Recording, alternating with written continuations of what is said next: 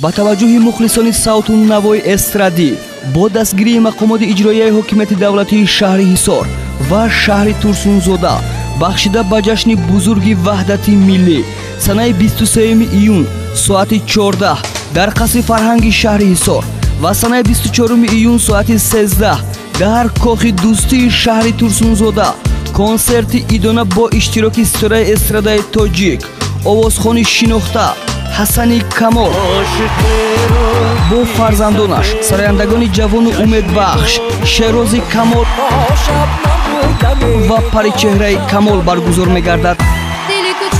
در این کنسرت سرود و ترانه‌های بهترین حسن کمال صدا می‌دهد.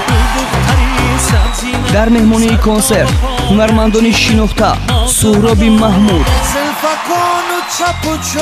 و عالم محمود شرکت می‌ورزند. تا می‌توانید از خزینه قصر فرهنگ شهر حصار و کاخ دوستی شهر ترسونزاده دسترس نمایید. تلفن برای معلومات بیشتر 905 05 76 65 938 95 88 99.